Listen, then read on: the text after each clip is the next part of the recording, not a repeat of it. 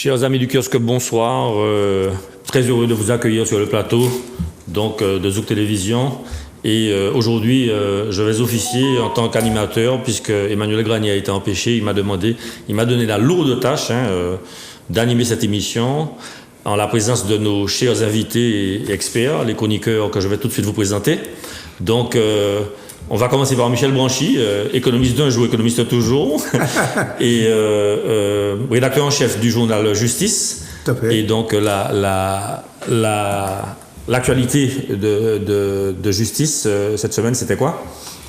Eh bien, l'actualité de Justice, c'était le 11 janvier 2022, qui est 88 ans après le 11 janvier 1934, date à laquelle on a retrouvé sur une plage de Casse-Pilote le corps d'André Aliquer, le gérant de justice de l'époque, ligoté, les mains derrière le dos, voilà, et que on va peut-être revenir au cours de l'émission sur ce sujet, mais dans Justice, vous trouverez un article de Georges Richaud, le secrétaire général, qui rappelle un petit peu ce qu'on a appelé l'affaire Aliquer, et il essaie de tirer des leçons de l'enseignement d'André Aliquer, de l'attitude d'André Aliquer pour les problèmes actuels.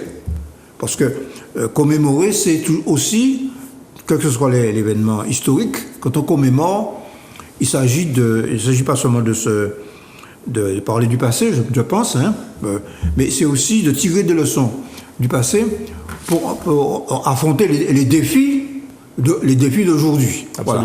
Donc, qui s'est résumé dans une phrase, son engagement à André Aliquer doit nous inspirer. Voilà. Absolument. Voilà. Une sorte de commentaire historique de l'actualité à travers les exemples qu'on va analyser. Voilà. Donc c'est ça l'actualité du journal cette semaine. Bon, il y a d'autres sujets, mais enfin, c'est principalement ça.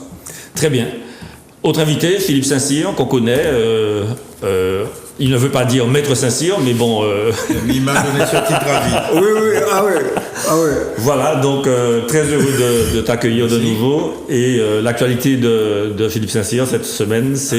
C'est une actualité qui te concerne quelque part. Absolument, absolument. Oui, notre actualité, c'est de mettre en place l'université professionnelle, l'université des métiers, en mettant en structure ton institut, l'IFMPA et le CLAM Martinique. Voilà. Nous sommes en train de monter quelque chose qui va permettre à nos adultes professionnels et à nos jeunes aussi de pouvoir, à partir de formations technologiques, n'est-ce pas, s'impliquer, s'adapter et puis poursuivre le plus loin possible au niveau du doctorat et de l'ingénierie. Et d'ailleurs, peut-être que le politologue d'à côté va m'apporter une réponse, n'est-ce pas, sur la difficulté que j'ai à partir d'une question que tu vas certainement poser. Oui, tout à fait. Ouais. Et effectivement, on va solliciter Bertrand Foussois-Lubin, docteur en droit public, qui nous amène régulièrement ses connaissances, ses savoirs dans le domaine du droit, mais pas que. Oui. Donc l'actualité de Bertrand, c'était quoi cette semaine? Alors, petite précision, donc académiquement, l'ancien doyen de la fac de droit, c'est que académiquement, donc je suis pas un politologue, donc je réserve ça à notre ex, qui est quelque part mon mentor, Jean-Claude William, oui. Et puis aujourd'hui donc à Justin Daniel. Donc comme j'ai eu l'occasion de le dire, j'enseigne une matière qui est très proche du politique, donc d'où mon intérêt pour la chose publique. Donc je ne suis pas strictement parlant un politologue.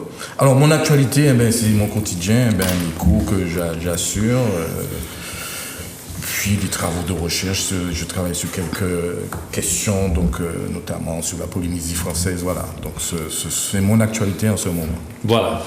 Plateau très, très riche comme d'habitude, chers téléspectateurs. Donc, nous allons commencer par analyser le premier thème qui nous est proposé. Il s'agit de la question Covid, avec toutes les difficultés qu'on rencontre. Il y a tout d'abord le souci de la rentrée scolaire après les vacances de Noël et le protocole sanitaire qui a été modifié à plusieurs reprises. Le gouvernement maintient sa volonté de maintenir les classes ouvertes. Et pourtant, ce n'est pas sans difficulté. Donc, je souhaitais que vous puissiez réagir par rapport à cette insistance du présidentiel. Michel ? On peut saluer quand même la volonté du gouvernement de maintenir l'école ouverte. Cependant, il y a des pays où l'école est fermée. Bon.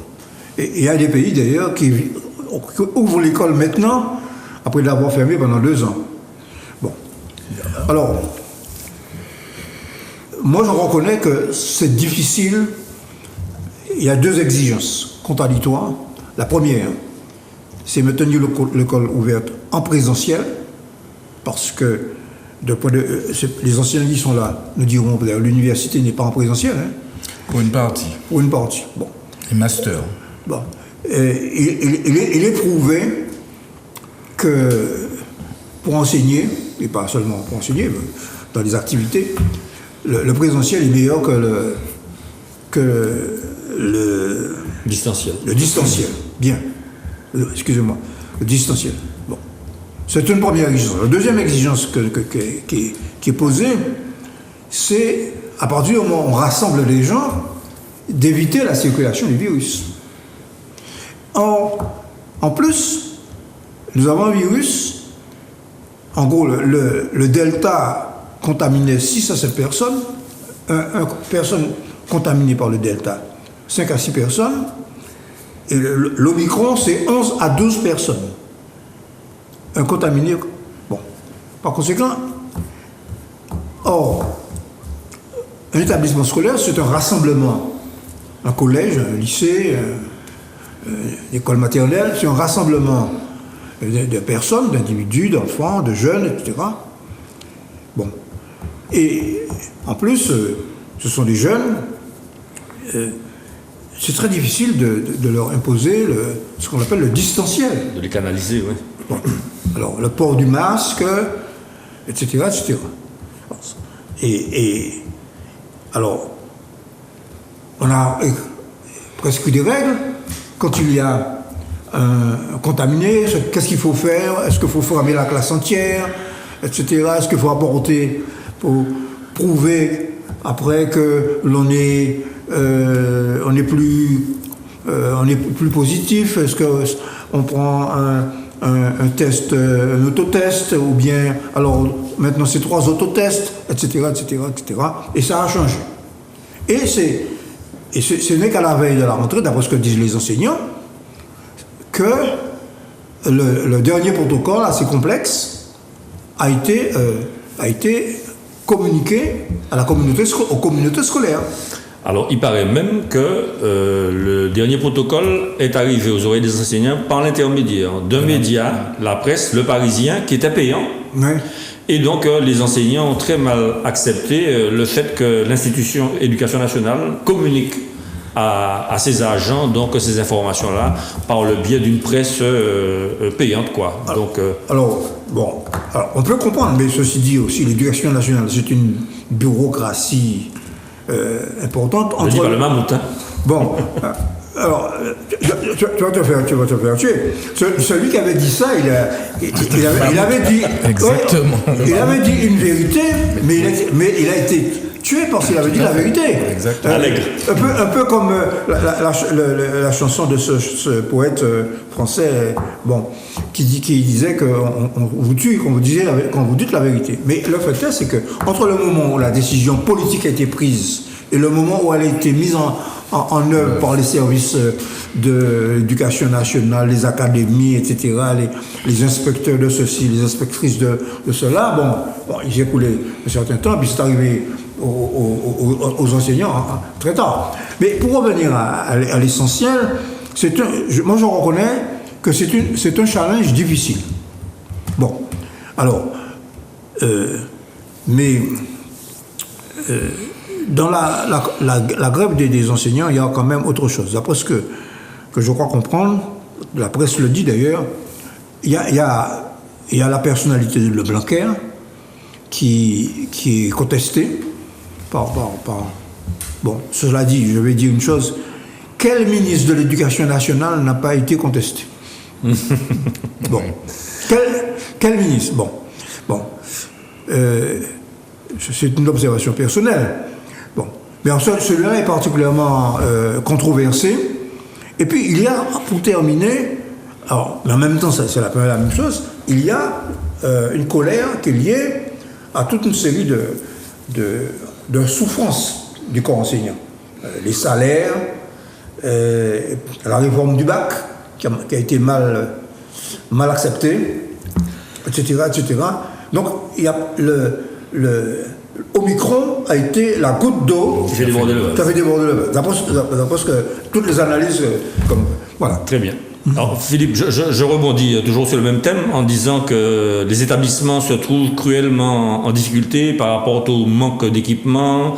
On parle de masques FFP2 qu'on pourrait donner aux enseignants. Il y a des fenêtres qui n'ouvrent pas. On parle aussi de tests PCR, d'autotests réalisés par les parents à la maison, mais seulement sur une déclaration sur l'honneur. Donc tout ça, ça n'est pas à l'origine d'un climat apaisé. Oui, c'est un problème que tu connais beaucoup mieux que moi, Charles. Oui, mais ce que je voulais dire, c'est effectivement, Michel Lavezon, c'est un problème d'une complexité énorme, ok, avec des intérêts contradictoires qui se heurtent, effectivement. Alors, la première difficulté, c'est effectivement ces changements, n'est-ce pas, d'informations, ces informations qui arrivent à la dernière minute. Et il y a tout un changement au niveau des procédures à respecter. Et ça, c'est très malencontreux. Le deuxième élément, effectivement, il faut tenir compte de l'intérêt de nos élèves, de nos jeunes. Non seulement l'intérêt, disons, culturel, l'éducation, mais aussi l'intérêt psychologique. Parce que le jeune qui ne va pas en classe, il faut le savoir, ça le met dans une situation effectivement psychique très, très difficile. Et quand tu rajoutes à ça qu'une fois qu'il ne va pas en classe, les parents, qu'est-ce qu'ils font? Ok, ils sont obligés de s'occuper de leurs enfants. Donc tu as un problème économique qui va nécessairement se poser, car il y a des parents qui seront obligés, bien sûr, de rester. Alors, je ne sais pas, j'ai pas de commentaire à faire particulièrement sur Blanquer. Je le vois de loin, je ne suis pas sous son autorité. Bon, jusqu'à nouvel ordre, je sais pas, il semblait tenir plus ou moins la route. Là, je crois qu'il connaît un très mauvais moment, mais il y a peut-être, nous sommes en période électorale, Michel, et puis il y a certainement derrière ça des règlements internes, n'est-ce pas, dans la préparation de l'avenir. Tu parles certainement de règlement de compte. Je ne dirais pas... Tu peux dire ça comme ça, ok? Mais, parlons clair. Il y a beaucoup de gens dans l'entourage de Macron qui veulent être Premier ministre. Très bien. Voilà. Bertrand, je rebondis. Et ça serait surtout pour te demander, du point de vue de la politique publique, et on voit des files d'attente s'allonger devant les pharmacies, devant les laboratoires pour faire ces fameux tests-là. Est-ce que l'État, quand il prend une décision, il n'a pas obligation de moyens de permettre justement au public d'accéder aux exigences qui lui sont formulées? Alors, j'ai envie de dire oui, parce que quand on conçoit une politique publique, il y a d'abord des objectifs, quels sont les objectifs, et puis il y a la question des moyens, et puis une question qui se pose de plus en plus, c'est la question de l'évaluation. Mais en tout cas, la question des moyens est un élément structurant de la définition du concept même, je dirais, politique publique. Et à ce titre, effectivement, on peut constater que les moyens ne sont pas au rendez-vous pour pouvoir gérer cette crise qui nous affecte depuis bientôt, c'est 2 ans, parce qu'on a tendance à dire 3 ans, mais c'est au mois de mars 2020 que le président de la République nous a enjoint quelque part de rentrer chez nous. D'accord. Alors sur cela, donc les camarades ont déjà très bien fait état donc de la question. Moi, ce qui m'interpelle, et sur ce registre-là, c'est la difficulté de l'art de gouverner aujourd'hui. D'accord. Je crois que c'est Philippe Saint-Cyr qui vient de le dire, a parlé donc de complexité. Et c'est vrai que nous sommes de plus en plus dans un monde complexe. Et complexe, ici, ne doit pas être pris seulement dans son sens commun, où c'est compliqué. Complexe, il faut remonter à l'étymologie du mot, qui veut dire complexus, et qui veut dire articulé. Et nous sommes sommés aujourd'hui d'articuler des choses qui sont contradictoires. Et c'est ce à quoi on assiste aujourd'hui. Donc, ces derniers, enfin, ceux qui nous gouvernent actuellement sont véritablement confrontés à cette complexité donc de gouverner. Et par ailleurs, l'autre concept qui est largement utilisé par la classe politique et par tout le monde, celui de gouvernance aussi. Il y a peut-être matière à utiliser véritablement donc, ce concept, mais est-ce que tu peux définir la gouvernance? Alors, il faut donc déjà se dire que la gouvernance est un concept de droit international. Donc, et l'organisme qui véritablement incarne le concept de gouvernance, c'est l'ONU. Et qu'est-ce qui se caractérise l'ONU? C'est l'idée, donc c'est ce qu'on appelle un modèle polyarchique de gouvernement. Donc un modèle de gouvernement à plusieurs. Et c'est ce qui a manqué véritablement dans la manière donc, de manager cette crise depuis le début, où on a vu donc un gouvernement et singulièrement un président de la République qui a agi de manière verticale.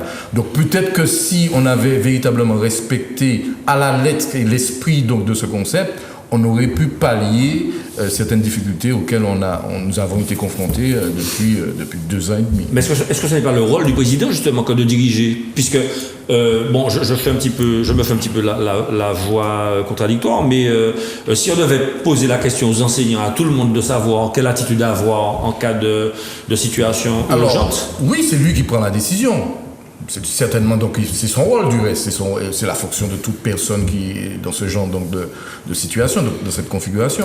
Mais il n'en demeure pas moins vrai que si on avait fait en sorte que la société, donc, de manière générale, soit impliquée par un moyen ou un autre, il n'y a pas de solution miracle en la matière. Mais en tout cas, c'est le fil conducteur, la ligne directrice qu'il aurait fallu fixer dès le départ.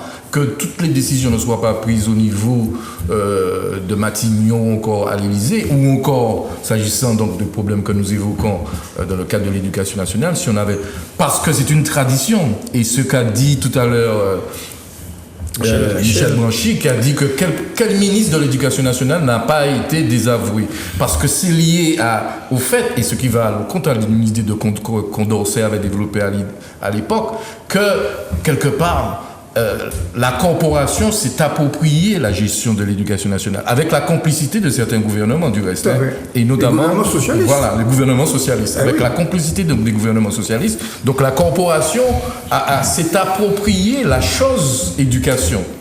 Mais est-ce que ce n'est pas quelque part légitime que l'expertise de la pratique enseignante, que ce soit les inspecteurs, que ce soit les chefs d'établissement, que ce soit les professeurs, ils ont une expertise de terrain. Oui. Et pourquoi ne pas fallait valoriser. Voilà. Surtout pour nous qui sommes à 8000 km. Je pense que les enseignants, je vois des gens qui sont assez responsables, donc pourraient très bien, en partenariat, peu importe le terme qu'on emploie, mais en tout cas, décider conjointement avec les autorités. Voilà, donc, oui, Michel, vous voulez l'ajouter? Oui, alors, j'ai entendu souvent dire qu'il ne fallait pas... qu'il était en matière de gouvernance, et ce n'est pas bon de confier le ministère de la Santé à un médecin, le ministère de l'Éducation nationale à un professeur, et ainsi de suite. Bon. Ce qui prévaut, à mon avis, dans le pouvoir macronien, c'est 2 choses. C'est technocratie et autoritarisme. Tout à fait. Donc, cela dit... Quand tu parles de technocrate, tu penses aux fonctionnaires. Aux fonctionnaires. Je pense aux hauts fonctionnaires. D'autant que pour la plupart, ce sont des hauts fonctionnaires ou encore des personnes issues du privé qui n'avaient pas d'expérience politique. Bon, on ne peut pas dire que Blanquer, par exemple, ne connaît pas l'éducation nationale. Au contraire, c'est un ancien haut fonctionnaire de l'éducation nationale et qui a précisément beaucoup réfléchi. Bon, il a une conception néolibérale de l'éducation et il a mis en application cette préconisation depuis 5 ans.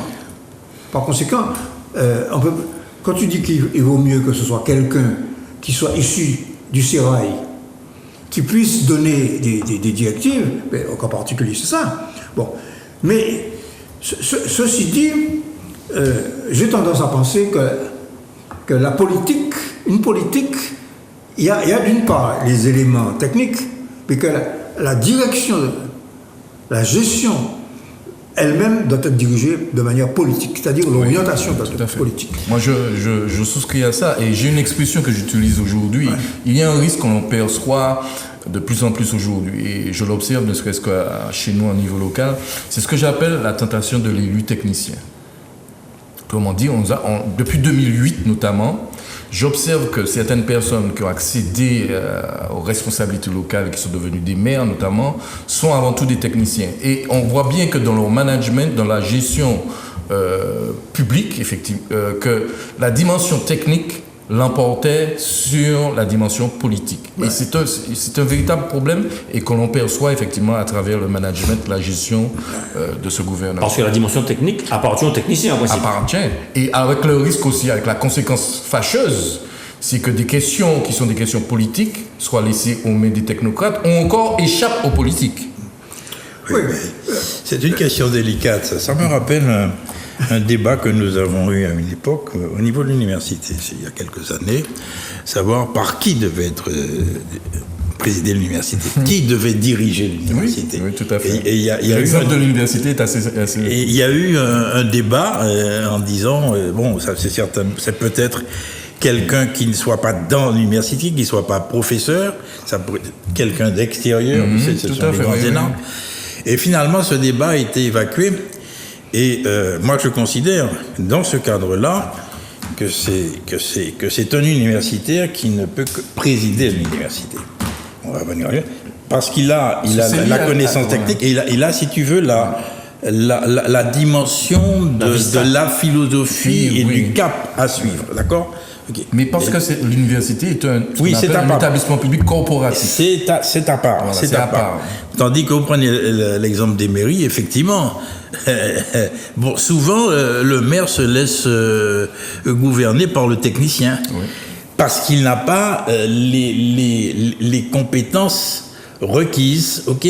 Donc il faudrait que ça soit qu'il y ait un technicien. Se met à la place du technicien.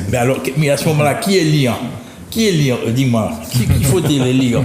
Il y a un problème, il y a une problématique là. Bien sûr. Mais la difficulté existe, hein, Michel? Elle existe. Donc, moi, je crois, sur la base de ce que j'étais à la fois, quelque part, considéré comme un technicien en tant qu'élu, puisque j'étais un cadre de l'administration des finances. Eh ben, tu nous as d'ailleurs fait une infidélité, parce que je t'ai vu sur une autre chaîne, en quelque part, il a Vichy. Eh ben, donc, tu es effectivement un technicien. Oui, bon. Et puis, j'ai constaté, quand même, avec plaisir, que dans la dernière expérience que j'ai faite à la CTM, que celui qui dirigeait, il avait la capacité d'écouter les techniciens.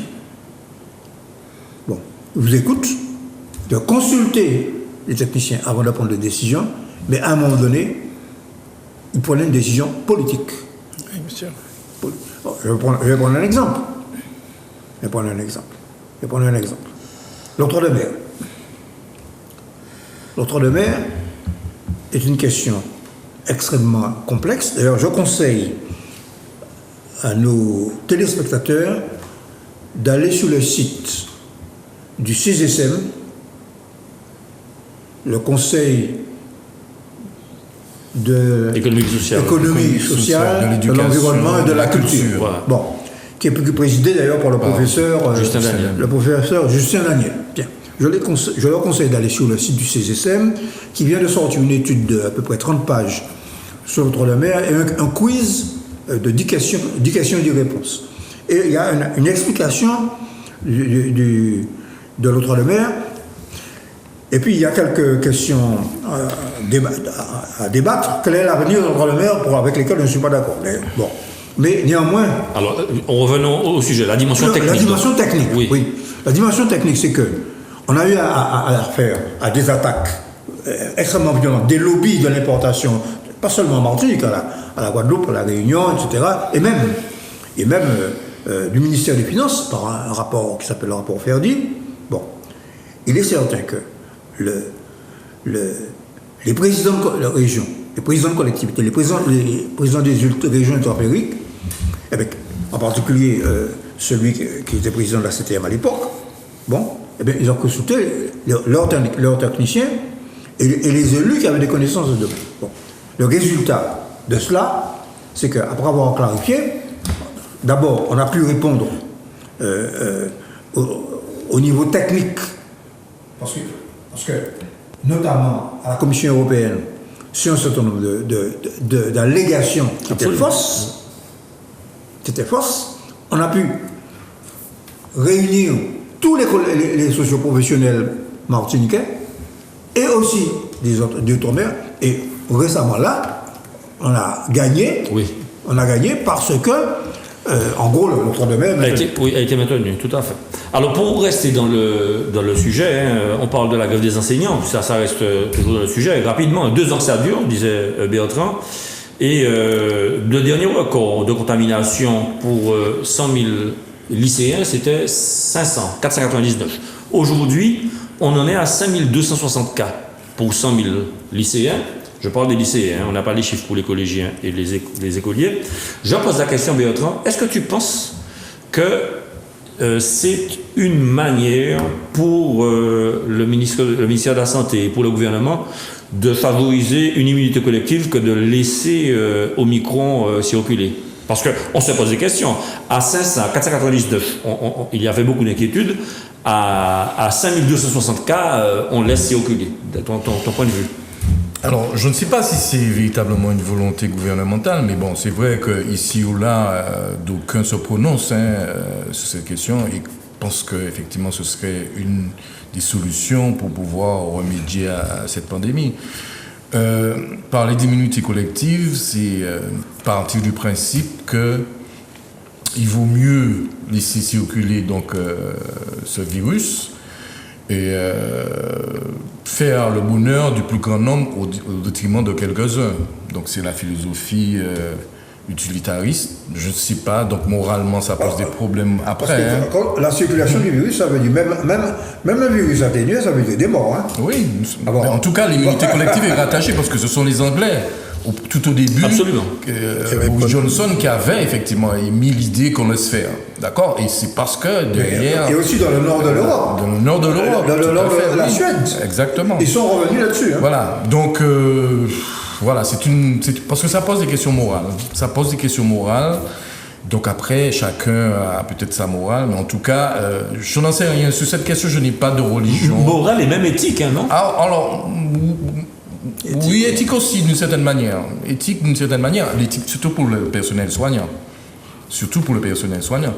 Bon, j'avoue que je n'ai pas de religion là-dessus. Et s'il faut laisser circuler, ou encore, j'ai entendu ce midi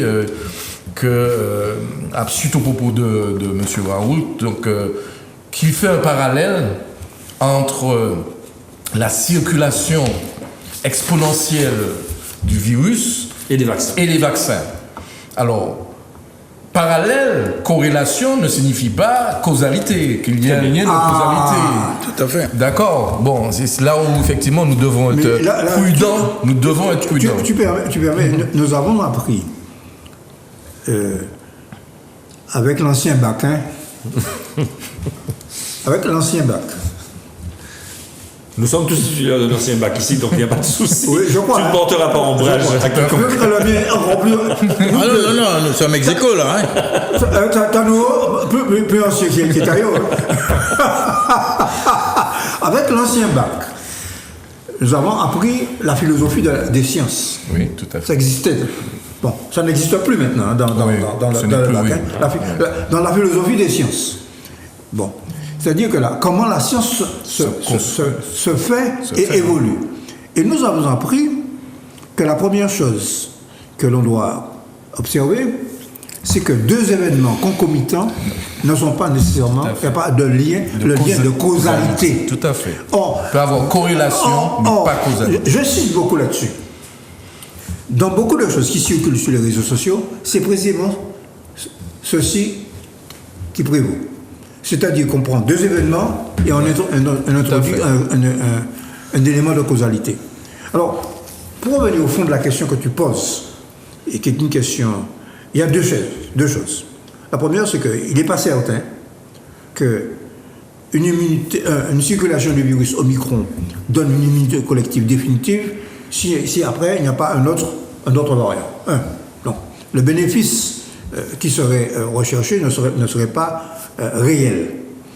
Bon, ça c'est au niveau de ce qui se dit dans les milieux scientifiques. Bon, alors je précise, quand nous parlons, nous devons avoir la précaution en l'état actuel des connaissances. Absolument. Oui. Ok?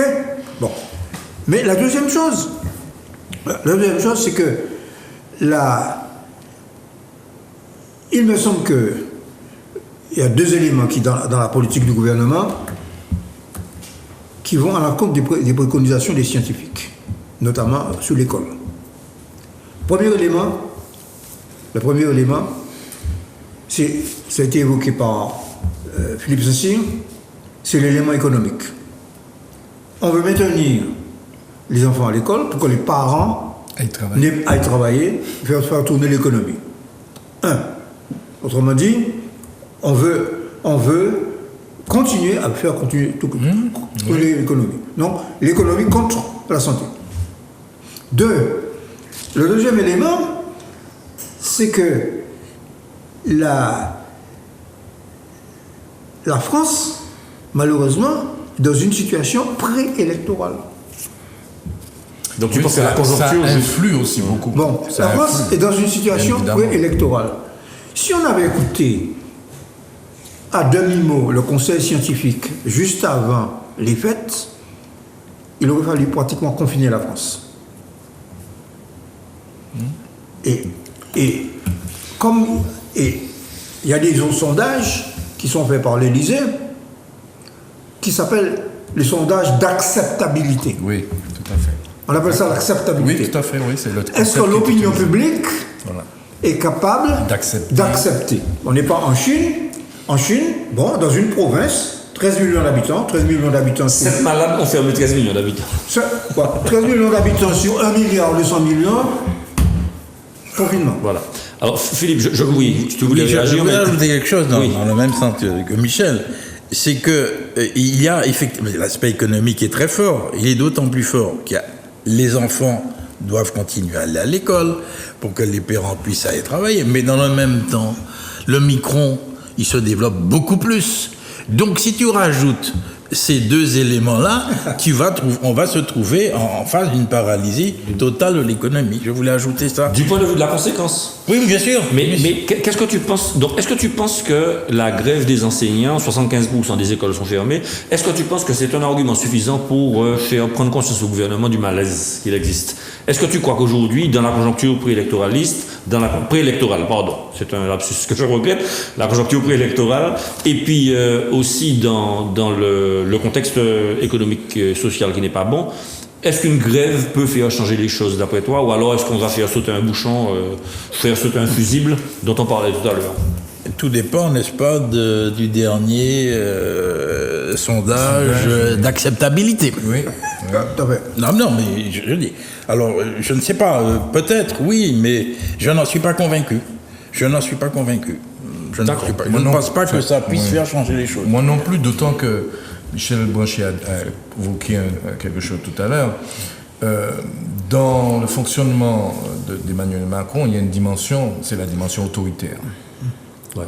Et ça, on peut l'observer. Et j'ai envie de dire, étant néolibéral, ça se comprend, hein, parce que l'autoritarisme est un élément qui participe de cette philosophie de néolibéralisme. Donc, je ne pense pas que ça puisse de nature à infléchir sa ligne d'horizon, en quelque sorte. Permettez-moi de faire... Oui, vas-y. Oui, d'autant que il y a d'autres éléments concernant la question de l'autorité.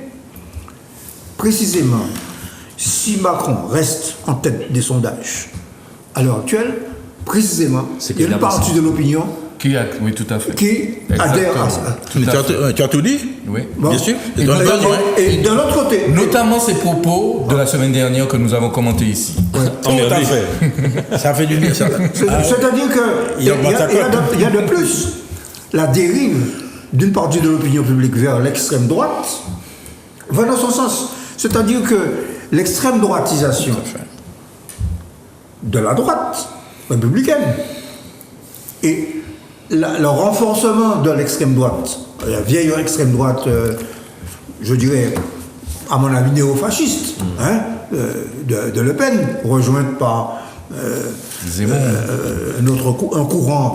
un sous-courant qui lui appartenait, Zemmour, bon, pour le nommer.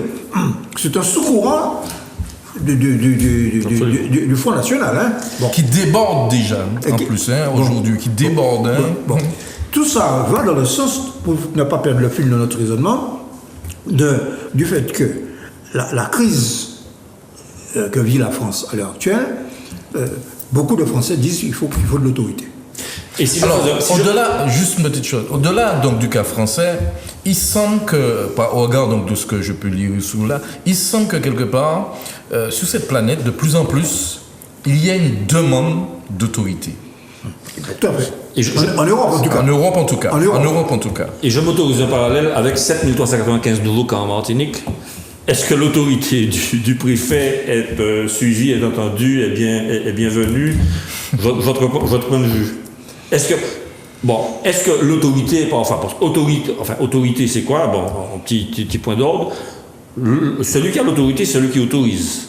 Et puis l'autorité en général, c'est la reconnaissance pour soi et pour les autres du droit qu'on accorde à quelqu'un comme étant légitime pour mener les affaires. C'est ça l'autorité. Donc moi je pose la question de savoir, dans le contexte actuel, avec 7395 nouveaux cas en une semaine, parce qu'on n'a jamais connu ça, est-ce que vous trouvez que l'autorité du préfet s'exerce? Est-ce que nos compatriotes ne sont pas trop retors? Qu'est-ce que vous avez à dire de cela? Si on devait faire un parallèle entre les deux situations du point de vue de l'autorité du président Macron et puis de l'autorité administrative en Martinique, est-ce qu'il y a possibilité de faire un parallèle déjà? Mais tu ne parles que de l'autorité du préfet. Du préfet, oui. Tu ne parles pas d'autres types d'autorités qui pourraient s'exercer. Allez-y. Non, mais ça serait peut-être intéressant, oui. On parle de l'autorité politique, par exemple? Oui, mais bien sûr, je pense qu'il y a cela aussi. Ce que je voulais dire, c'est que moi, si je compare la Guadeloupe et la Martinique, je pense qu'il y a une reconnaissance plus forte de l'autorité. Ici, oui. Évidemment, je pense que le préfet, quand même, est relativement écouté, d'après ce que je peux remarquer. Mais ce que je dirais, c'est qu'à côté, je ne vois pas beaucoup d'élus donnant des indications précises, des conseils qu'il faudrait donner. Et ça m'inquiète d'autant plus que moi j'ai écouté le dénommé professeur Raoult, alors là qui maintenant vraiment, où il dit, je l'ai entendu, je l'ai vu, il vous dit ceci, c'est parce que vous êtes vacciné que vous aurez la Covid. Oui. Alors dans un contexte pareil, il faut quand même qu'il y ait une réaction. Et puis il est professeur de médecine. Oui, à la retraite. Je ne sais pas s'il est mérité. Il est dans une procédure. Oui. Alors, c'est de l'ordre. Oui. Non, c'est déjà réglé ça. Il n'a qu'un blâme. Il a qu'un blâme. Il a reçu un blâme. Bon, ok. Non, je dis que là, il y a un effort considérable à faire. Enfin, ce matin, j'ai quelques amis qui m'appellent, ils sont complètement perturbés. J'ai une amie qui est malade. Est-ce qu'elle doit se faire vacciner ou pas? Elle a une maladie assez grave qui n'est pas recommandée. Dans son entourage, il y a quelqu'un qui est mort de la Covid parce que le fils de cette personne a été voir sa copine qui avait la maladie. Lui, il était vacciné. Il était voir sa mère n'était pas vaccinée, malheureusement. Et elle est complètement perdue.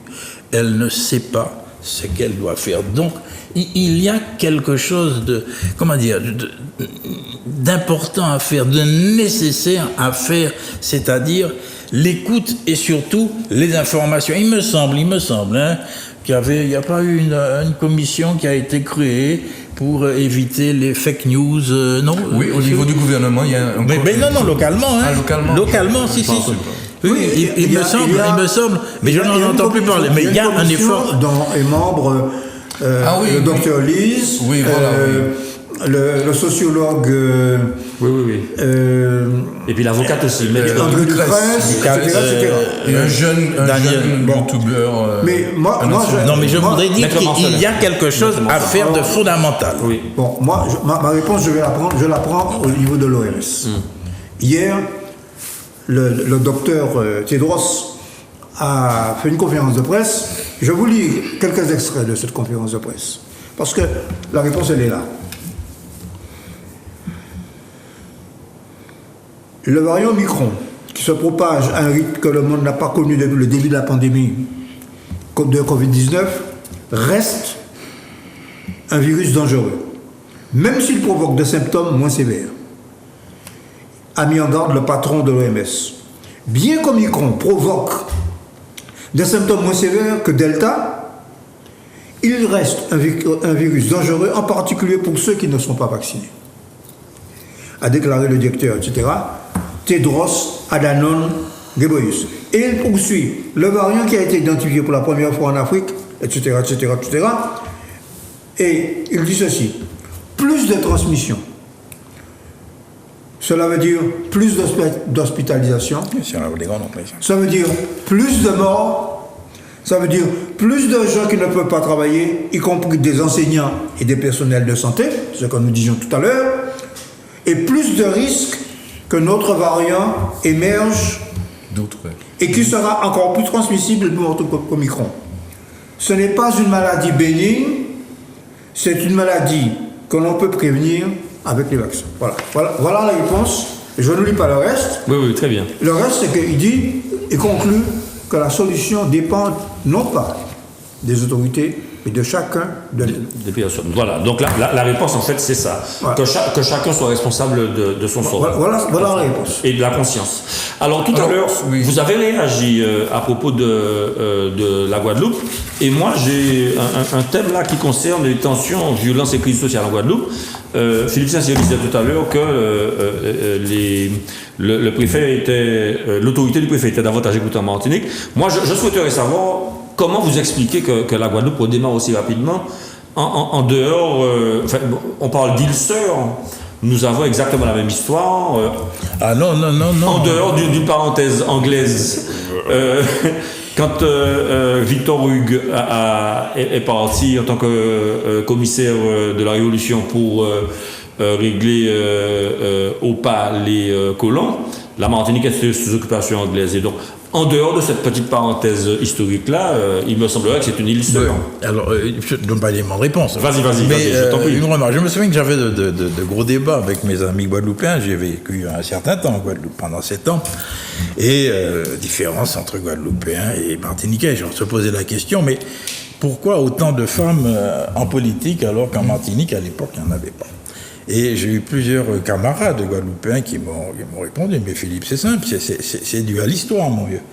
Hein, le Guadeloupéen, il partait se battre contre les armées napoléoniennes, ok? Mais la femme, là, elle devait le remplacer, ok? Donc elle a eu un rôle extrêmement important à jouer. Donc cette société s'est constituée comme ça. Le Guadeloupéen est un guerrier, beaucoup plus guerrier que le Martiniquais, et ce qui pourrait expliquer cela. Mais il faut dire que moi j'ai vécu le Guadeloupéen, et il a le mérite d'être authentique. C'est-à-dire qu'il te donne une vérité, il la tient, ok? Et je termine les remarques dans le désordre. Et Lucette Michaud-Chevry, je me suis toujours posé la question de savoir, mais c'est un pays extrêmement nationaliste, la Guadeloupe. Il y avait des mouvements très forts. À une époque, même, je faisais la jonction entre les amis des deux camps. Je ne devrais pas dire ça trop fort. Bien, peu importe. Mais dans le même temps, c'est un pays qui n'a pas tellement évolué sur le plan juridique. Et il y a ces deux éléments. Et je me souviens toujours de Michaud-Chevry, donc femme de droite, bien sûr, mais qui te disait « Mon parti, c'est la Guadeloupe ». Donc il y a quelque chose de beaucoup plus profond au niveau de la nation nationaliste. Okay. Et puis il y a l'autre élément dont on parlait, je crois, la dernière fois, c'est l'opposition entre les deux pouvoirs, le pouvoir syndical et le pouvoir politique.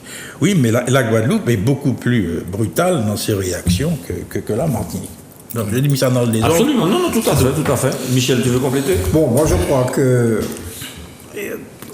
ce que je veux dire ne contredit pas ce qu'explique Philippe sur les éléments sociologiques, historiques des deux pays.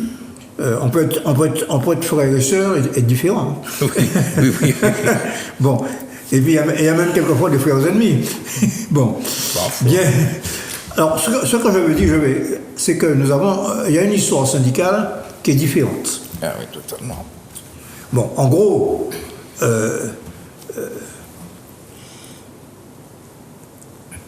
dans le mouvement syndical, il y a un courant, je dirais, social-démocrate, c'est-à-dire un courant de conciliation. Il y a le courant de classe et de masse, représenté par la CGT.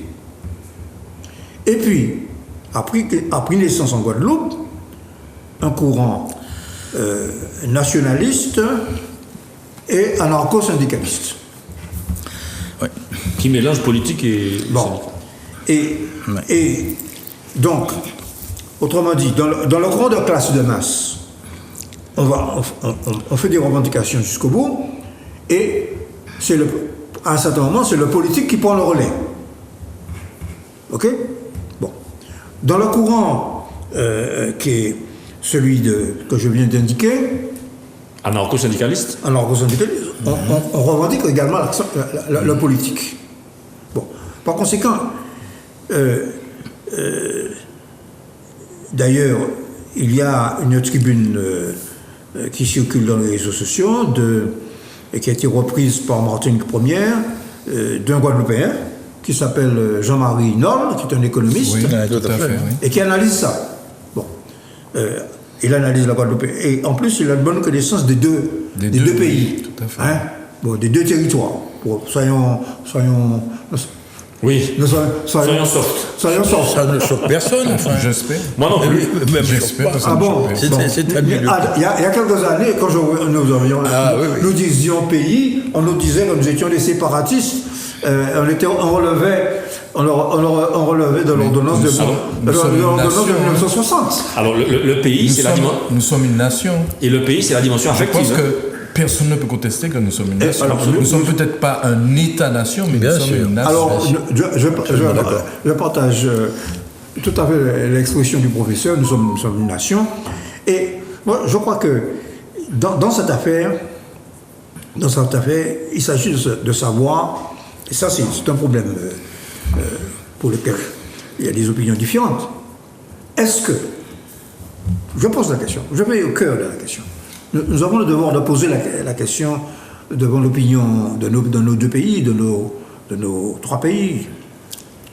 Est-ce que la question de l'obligation vaccinale décidée par le gouvernement français et appliquée à l'outre-mer est une question qui relève du colonialisme ou une question de politique de santé?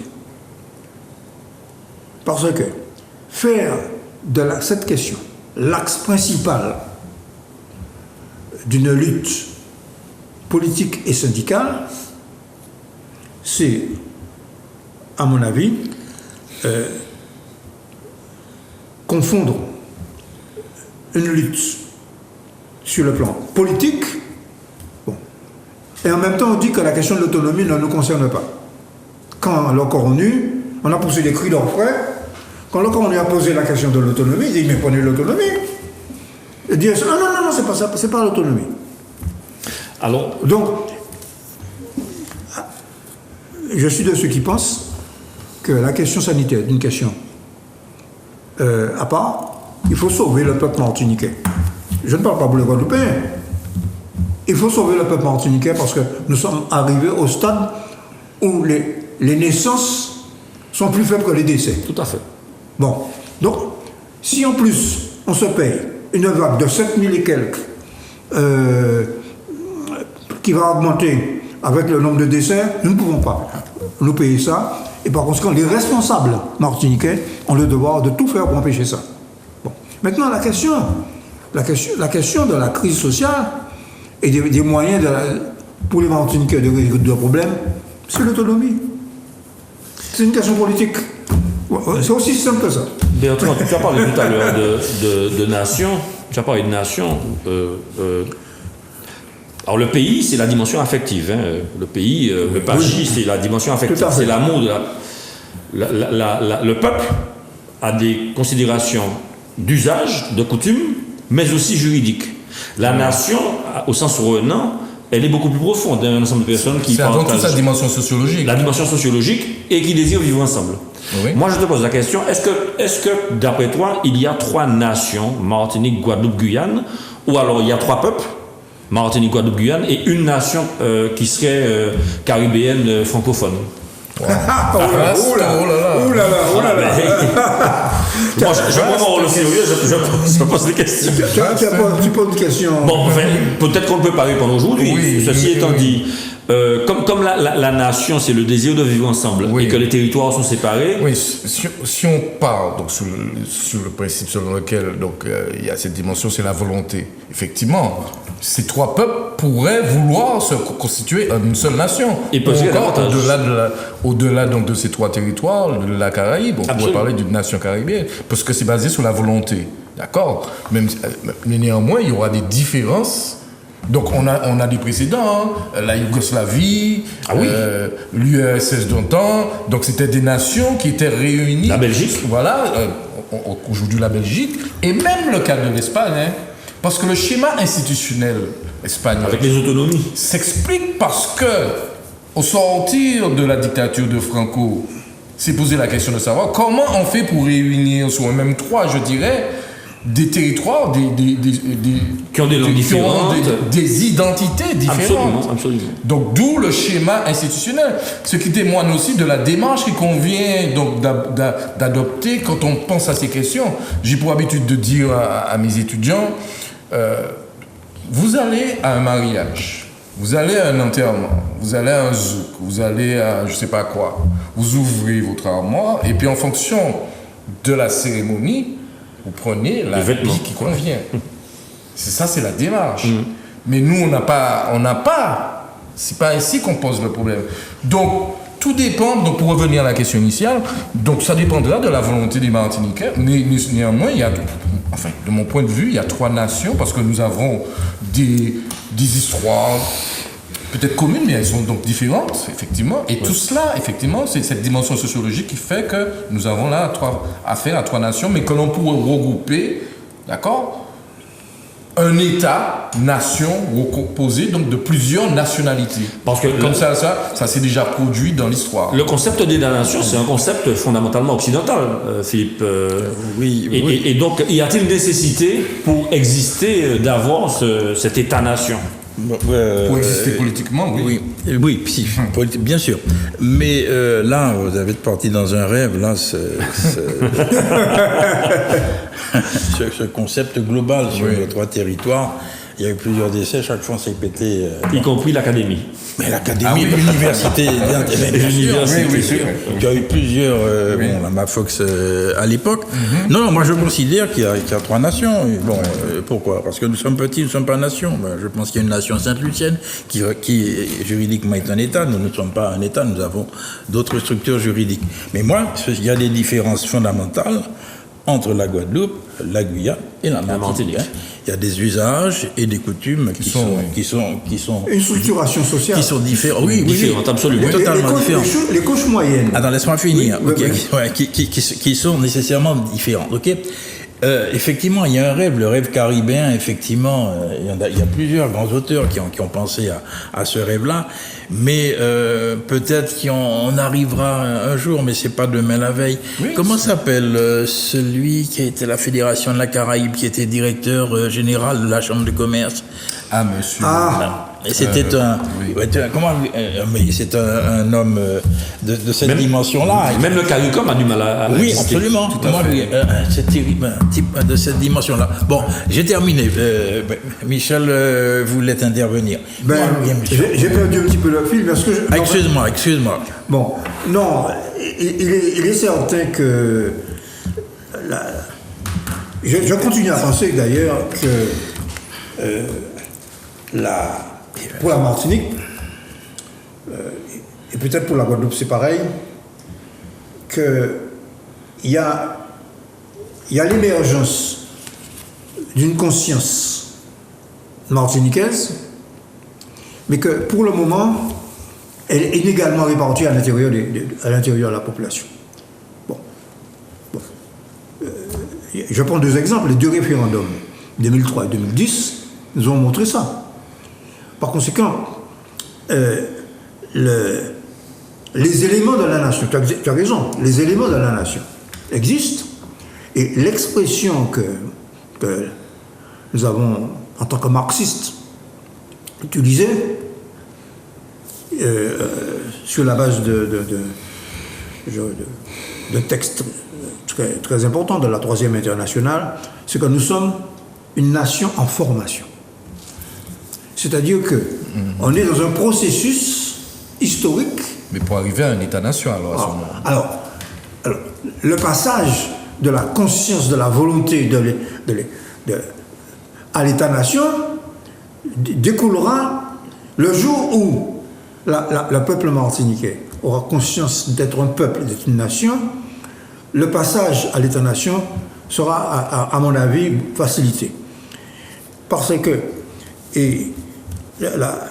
en tout cas, l'instrument institutionnel a été conquis. L'instrument institutionnel, c'est le Congrès. Il a été conquis de haute lutte. Parce que jusque-là, pour pouvoir faire des propositions, parce qu'il faut la traduction de cette État-nation dans une structure institutionnelle. Jusqu'à-là, ça ne pouvait pas se faire. Depuis 2003, avec la réforme, c'est imparfait, mais avec la réforme de la Constitution française. Bon. Et puis, il y a en ce moment un débat sur la loi 3DS. Oui. Bon. Tu peux préciser, s'il te plaît, pour nous Alors, différenciation, décentralisation et déconcentration. Déconcentration et simplification. Et simplification. Ouais. Bon, cette loi tente de desserrer un peu, en gros, de faire avoir de la déconcentration et de la décentralisation. La question qui est posée, est-ce que ce soit la déconcentration, c'est-à-dire l'octroi de pouvoir aux représentants dans l'État, dans les territoires, qui va supplanter l'octroi de pouvoir aux élus, quoi. Au gros. Bon. Très bien. Bon. Mais dans ce projet de loi, il n'est pas question d'augmenter le pouvoir des élus locaux, ni véritablement des représentants de l'État. C'est surtout la question de la différenciation. C'est l'idée qu'il n'y a plus donc le risque. Enfin bon, voilà pourquoi certains s'opposent. C'est donc d'instaurer le principe de la différenciation normative. Ouais. D'aller plus loin. Alors, par exemple, la commune de Fort-de-France, le conseil municipal de Fort-de-France pourrait demander à expérimenter, à agir dans un domaine, mais ça ne concerne que la mairie de Fort-de-France et pas la montagne, ainsi de suite. C'est cette idée-là. C'est lutter contre l'uniformité. Voilà.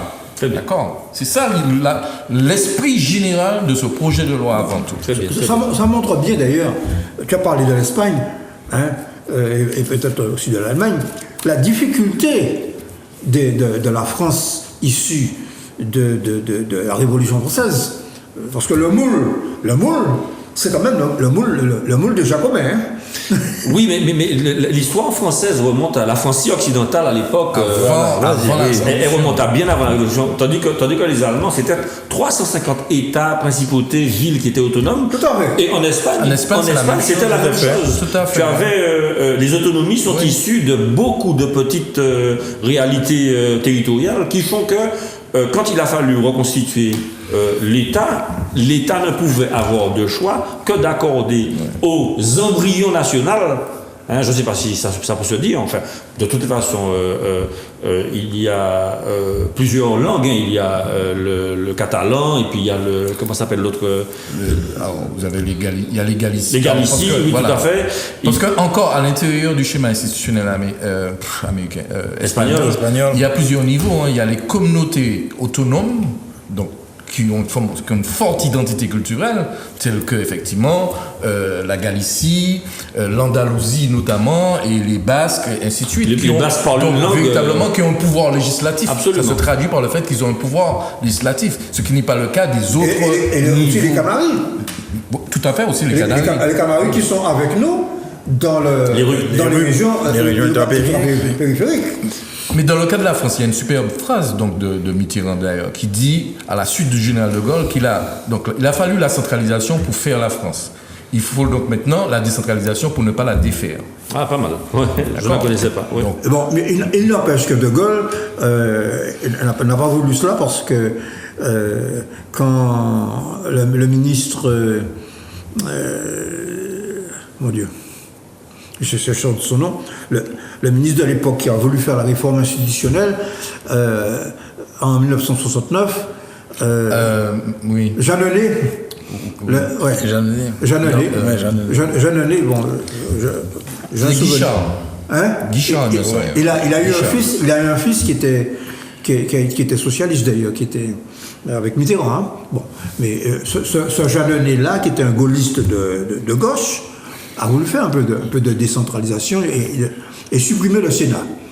Bon, et cette réforme a été présentée par référendum, a été rejetée par les Français, et De Gaulle a démissionné. Ce qui a provoqué la démission. En 1969, De Gaulle a préféré démissionner. C'est tout le problème du référendum, de l'utilisation du référendum en France. Ça fait longtemps qu'ils ne sont pas utilisés. D'accord, voilà. Par les nouveaux présidents. Parce que, quelque part, si on regarde bien, dans la question qui était posée aux Français en 1969, il y avait déjà quelque chose qui correspond à la collectivité unique à laquelle nous avons droit. Ouais.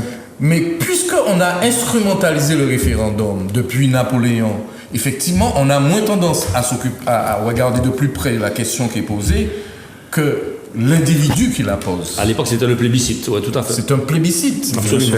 Et le nom le dit. Parce qu'il y avait déjà dans ce référendum, je ne dis pas c'est exactement la collectivité unique, mais vous imaginez le temps qu'on aurait gagné si effectivement les Français avaient dit oui à ce moment à la question. À un moment, il y a un journaliste politique qui avait dit Jacques Chirac était devenu tellement impopulaire qu'il lui proposait 6 semaines de congés payés par année aux Français, ils auraient voté non. Par référendum, tellement on ne regardait pas. Ce que tu dis, on ne regardait pas la question, on regardait la personne qui posait la question. Alors, le général de Gaulle a contribué à cette espèce donc, de défiance à l'endroit de cet instrument politique qui existe en France. Hein. Voilà, et qui est très très peu usité. Napoléon et lui. Alors je voulais juste rebondir par rapport à la date anniversaire du 88e anniversaire de la mort d'André Aliker, puisqu'on parlait de nation. Et bon, c'est une figure symbolique, une figure légendaire hein, qu'on a commémoré cette semaine. Et Michel, avant le début de l'émission, enfin au début de l'émission, on a parlé. Par rapport justement aux commémorations et à la nécessité de se réapproprier les monuments, que pensez-vous de l'opportunité donc d'une statue moi je me suis toujours posé cette question parce que c'est du point de vue de ma conscience politique, c'est mon premier traumatisme. C'est mon premier traumatisme quand j'ai appris cette histoire que je ne connaissais pas.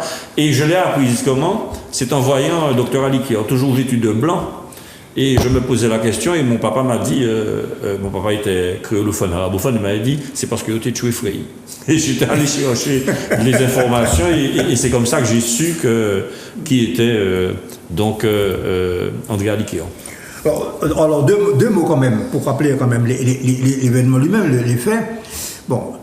Il y a 88 ans, André Aliker, qui était gérant du journal Justice, a découvert un scandale politique et financier. C'est que l'homme le plus riche de la Martinique ne payait pas d'impôts. Il avait obtenu d'être exonéré de plusieurs millions d'impôts. C'était Eugène Aubéry. Et c'est un fondé de pouvoir de Eugène Aubéry qui lui avait fourni les documents. Et André Aliker avait publié ces documents chaque semaine par petits morceaux dans le journal Justice. Et un feuilleton. Et Aubéry l'a menacé d'abord il essaie de corrompre. Voilà. Parce il se trouve qu'André Aliquer, en dehors d'être gérant du journal, il avait un petit commerce, au bord de mer d'ailleurs, à l'époque. Bon. Et comme petit commerçant, il était criblé de dettes. Donc, on a essayé de l'acheter, de lui dire on va vous donner des crédits, etc. Puis après, on l'a menacé. Bon. Bref. Il a été battu finalement. Il a été une première fois agressé. Il était aussi d'un bar, je crois, avec ses enfants. Il a été agressé par des gens, puis il a été assassiné. Bon. Et donc, la réalité, c'est que dans cette affaire, la presse, d'abord, la presse qui avait les mêmes éléments n'a rien publié, tous les autres journaux n'ont rien publié. Bien sûr, l'oligarchie qui était à la tête du Conseil général n'a rien dit. Donc, seul Aliquer, tout seul, a entraîné, a fait cela. Donc, c'est un martyr de la liberté de la presse. Hein. Et en plus, il se trouve que la Martinique était à l'époque un pays extrêmement inégalitaire. Il y avait la misère noire. Hein. Bon. Donc, le fait de commémorer, c'est d'abord de se battre pour la liberté de la presse, parce que pour les rédacteurs de ce journal à l'époque, pour qu'il y ait émancipation, il faut que le peuple accède à la vérité. Et pour accéder à la vérité, il faut que la presse soit libre. Donc oui, il y a un lien entre la liberté de la presse et l'émancipation. Et pour donc combattre la misère, il faut que le peuple ait la capacité de comprendre les causes, les raisons de cette misère. Et la société de classe, quand je dis oligarchie, c'était le mot qui était le plus utilisé à l'époque. Les possédants. Bon. Donc, alors pour répondre à ta question, il y a un projet, je ne sais pas où il en est, mais... ça peut être une souscription par des privés. Hein. Alors, il y a un projet de la municipalité de Casse-Pilote qui est dirigé par un homme de droite, mais qui, à l'initiative d'un Martiniquais, qui était membre du PPM d'ailleurs, Auguste Armet, qui est toujours vivant. Absolument. Auguste Armet, qui a été à un moment donné conseiller municipal de Casse-Pilote. Et maire de Casse-Pilote. Et le maire actuel, me semble-t-il, a repris. Alors le problème, c'est que c'est une question de... Bon. En tout cas, le projet, ça devrait être érigé sur la plage, précisément. Sur la plage où André Aliquer a été... Où son corps a été retrouvé. Il y a, je sais pas, il y a une entrée là, il y a une structure municipale, un genre de maison de la culture qui est là. Et au fond de cette place. Mais c'est un peu éloigné. C'est un peu éloigné. On sort de Casse-Pilote. On sort de Casse-Pilote. On ne la verra pas, tu vois. C'est là, en tout cas. Le lieu où on l'a retrouvé, effectivement, on sort de Casse-Pilote. En tout cas, c'est là que la municipalité avait l'intention, je ne sais pas où, de diriger ce monument dont tu parles. Voilà. Et c'est en général les monuments, mais il y a des monuments qui sont parfois demandés par le public avec des souscriptions privées qui permettent la réalisation de... Alors moi je pense que tu as raison, c'est un projet. Il faudrait d'abord savoir où il en est. Je ne sais pas très bien où il en est exactement. Mais et vous pensez que ça peut être un sujet de division? Non, moi je ne vois pas. Voilà. Non, absolument pas. Voilà. Mais je crois que l'idée que tu as émise est vraiment excellente, c'est ce que tu as dit. Et je crois qu'effectivement, il faut que nous fassions quelque chose, et une souscription privée, moi, je pense que c'est une très bonne chose. Alors, nous avons là un héros. Alors, depuis quelques années, d'ailleurs, lors des commémorations, j'en ai suivi de nombreuses. J'ai noté que le langage des orateurs a évolué. Et le langage des orateurs, et maintenant on dit clairement André Aliquer, héros national martiniquais. D'accord. Tu vois, ça fait pas l'ombre de doute. Absolument. Oui, mais ça n'était pas évident. Ah non, tu as raison. Bon, et en plus, c'était un héros communiste. Or, aujourd'hui, André Aliquet n'appartient plus seulement au Parti communiste.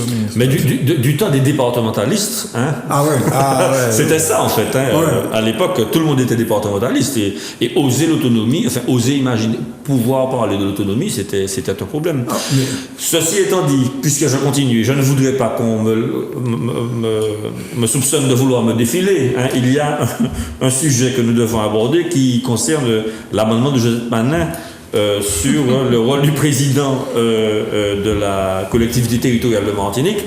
Et pour cela, alors c'est au programme et donc Emmanuel Granier a voulu qu'on l'aborde. Pour cela, je souhaiterais quand même lire un document de 2021 du mot du président Alfred Marie-Jeanne qui parlait au plan institutionnel la mise en place de la collectivité unique est un indéniable progrès. Elle aura permis une meilleure lisibilité de nos compétences, la rationalisation budgétaire et une plus grande efficience et complémentarité de nos interventions économiques et sociales.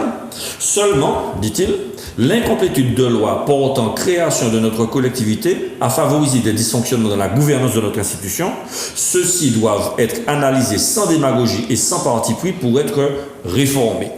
Donc, alors j'ai bien évidemment entendu les réactions de nos concurrents politiques. Hein. Je n'ai pas d'adversaire politique, de nos concurrents politiques.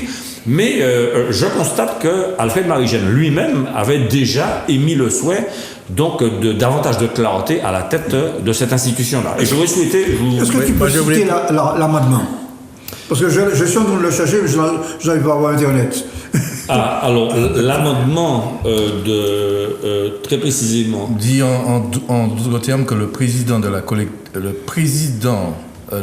du conseil exécutif est le président de la collectivité territoriale de Martinique. Je l'ai. Hein.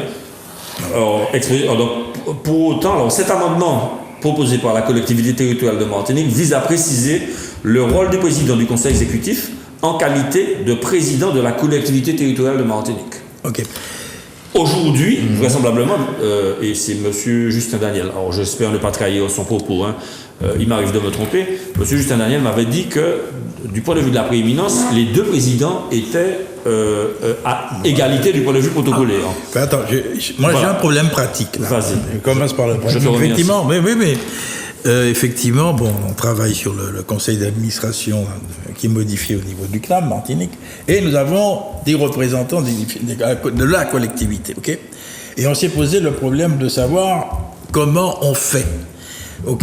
Et après en avoir discuté avec les amis, on est arrivé à la solution suivante. Deux représentants, un représentant du conseil exécutif et un représentant de l'Assemblée. Non, mais ça va dans le sens de ce que dit Justin, ok? Ouais. Donc c'est très délicat. Je rigole quand c'est ça. C'est très difficile. Mais du bicéphale, quoi. Oui. Bon, mais je continue. Mais effectivement, si je suppose que ces statuts sont faits sur le modèle, n'est-ce pas, de l'État français, c'est-à-dire un exécutif. Oui, tu as un exécutif, tu as un parlement. Oui, il y a une séparation organique. Mais il y a une séparation. Ok, d'accord. Et dans cette conception-là, qu'est-ce que ça donne? C'est bien le président de la République qui serait le président de la collectivité, qui représente la collectivité dans son ensemble. Donc ce n'est pas choquant. C'est ce schéma-là, non, je dis. Mais où tu as une autre conception qui est totalement différente et qui peut hanter en disant, mais c'est l'Assemblée qui décide et c'est le Conseil qui exécute. Qui exécute, oui. Alors là, il y a tout un débat qui est né, mais la ministre a répondu, hein, oui, très clairement en disant que c'était déjà le cas. Que c'était le président du Conseil exécutif qui était président de la collectivité. Je l'ai entendu de mes yeux. Voilà les éléments que je voulais dire. Alors, ce débat recouvre un problème précis, c'est que d'après c'est dommage que je n'ai pas le texte exact de l'amendement. C'est juste ça. Hein, mais c'est ça. C'est juste ça. Je crois. Et attends, il y a une phrase quand même. Il y a une phrase dont je me souviens. Le président du conseil exécutif propose et exécute. Bon. Or, dans la loi de 2011, ce n'est pas tout à fait ça. Le président du conseil exécutif propose Alors, je peux te lire l'article si tu veux bien. Le président du conseil exécutif est le président de la collectivité territoriale de Martinique. Il prépare et exécute les délibérations de l'Assemblée de Martinique. Voilà. Bon, Oui. il prépare, exécute. Il Bon. exécute, Alors, oui. bon. Monsieur Avon, C'est- c'est pour le maire, hein. Alors, le vrai problème est là. Le vrai- Pourquoi Je précise. Oui.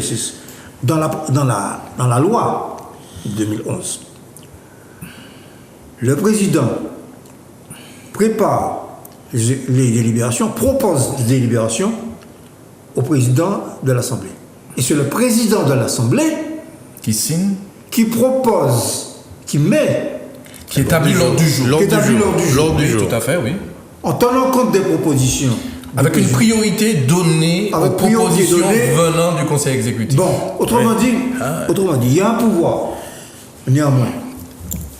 Du En président de supposant l'Assemblée. que le président de l'Assemblée et le président du conseil exécutif ne s'entendent pas, et ça s'est produit d'ailleurs à un certain moment, Tout le temps, chez vous. Pardon.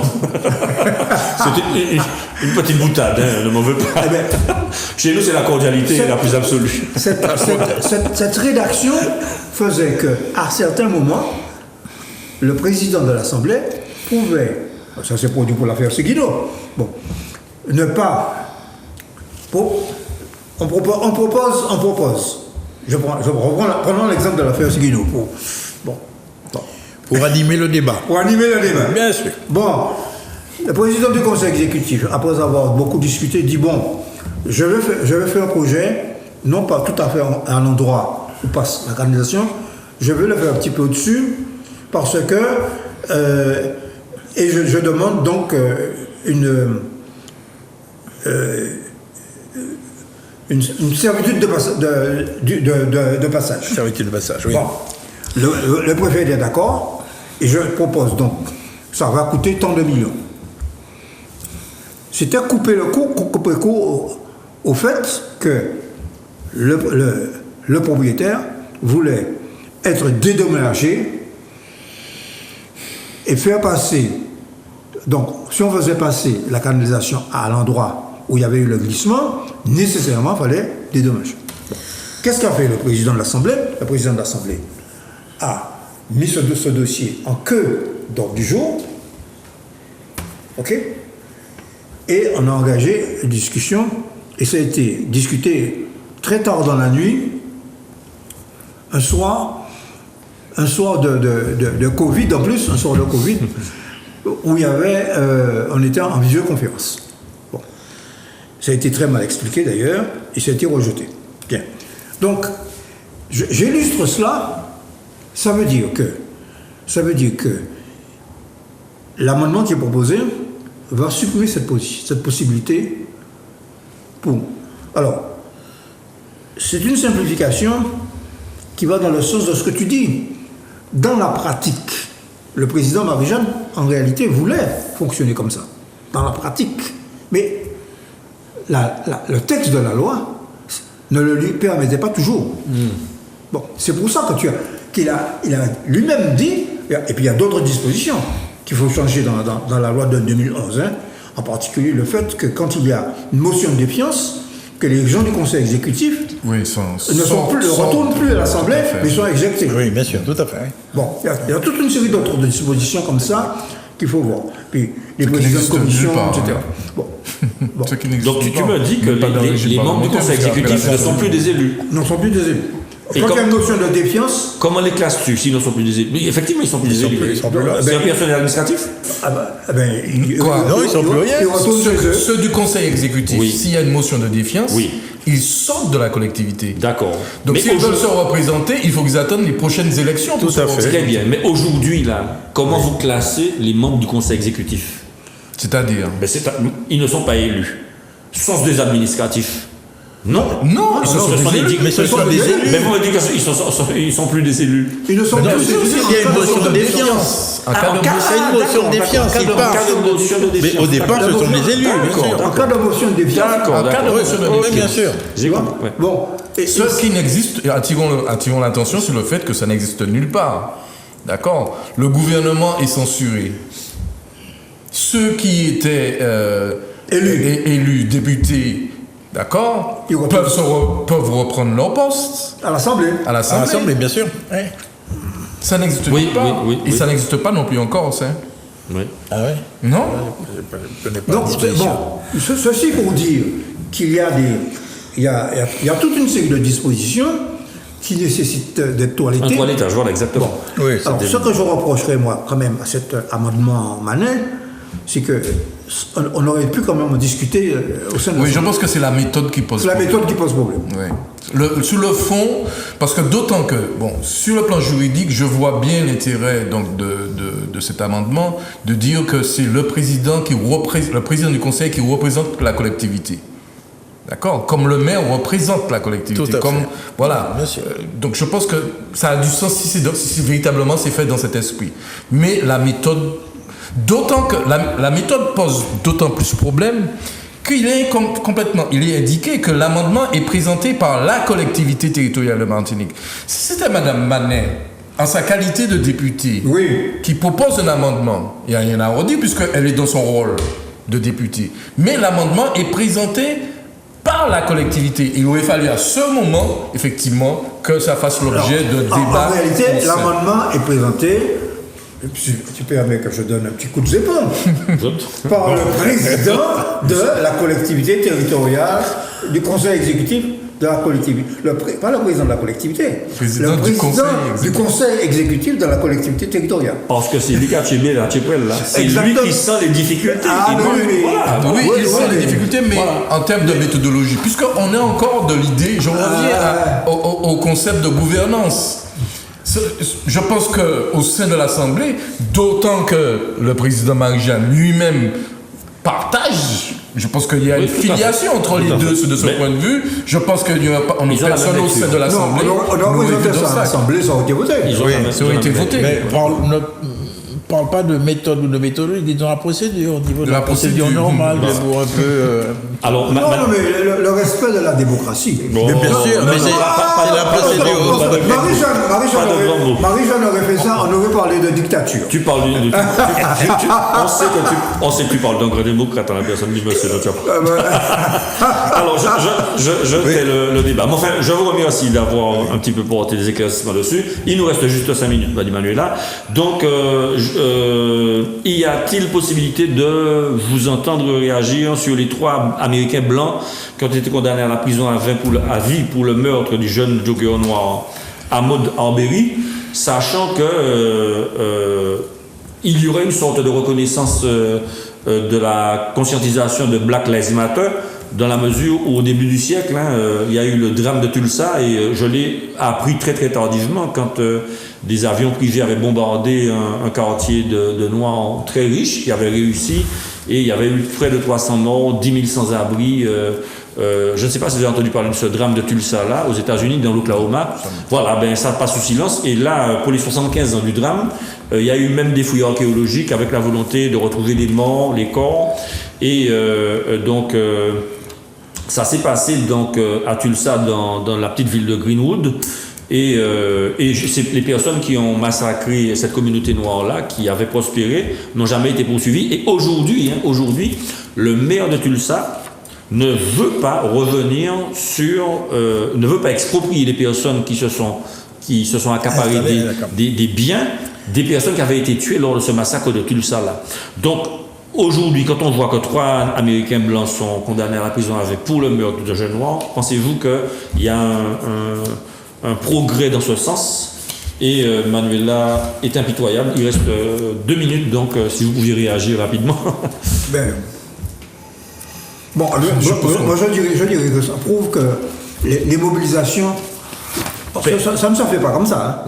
Mais même du temps d'Obama, on a reproché ça à Obama, il n'y avait pas beaucoup de progrès dans le fait de punir les assassins de Noirs, les assassins de nègres. Hein? Oui, tout à fait. Donc, les luttes qui ont eu lieu ces dernières années, notamment après l'affaire en tout cas, certaines affaires qui ont défreiné la chronique, c'est ça la conséquence. S'il y a ce jugement, c'est que c'est le résultat de mobilisation de noirs, et je dirais Black Lives Matter, et de noirs et de blancs. Oui, tout à fait. parce qu'à ce niveau-là, les Blancs sont partie prenante. Et je vois que la société américaine commence... Il n'y a plus le fameux melting pot, il commence à y avoir un début de métissage avec... Ouais. Oui, tu voulais ajouter. Je vais vous ajouter, et puis Trump n'est plus là. Et puis Trump n'est plus là, exactement. Pour le moment. Trump n'est plus Pour là. le moment, oui. Bon, méfie-toi, pour le moment. Dernier thème rapidement, l'agression à Noisy-le-Sec. Vous en avez entendu parler à Seine-Saint-Denis, un monsieur retraité, un jeune retraité, 67 ans, à qui on demande une cigarette. Et puis les types lui attrapent le manche et puis roulent avec lui. La manche, ouais, oui, la manche. Et puis roulent avec lui et le font tomber plus loin et filment donc l'agression qui ici occupe sur les réseaux sociaux. Enfin, là, c'est une agression gratuite. Personnellement, vous n'avez pas entendu parler? Pas grand-chose, non.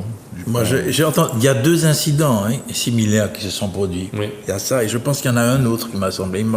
Oui, mais ça, c'est le phénomène de la violence gratuite, qui est un sujet, n'est-ce pas, immense qu'il faudrait aborder. Violence gratuite avec... Et qui ne cesse que de... Et il se filme, en plus. Avec la mise en scène des réseaux La mise en sociaux. scène, c'est surtout cela qui pose problème. La mise en scène des réseaux sociaux, absolument. C'est inquiétant et scandaleux. Absolument.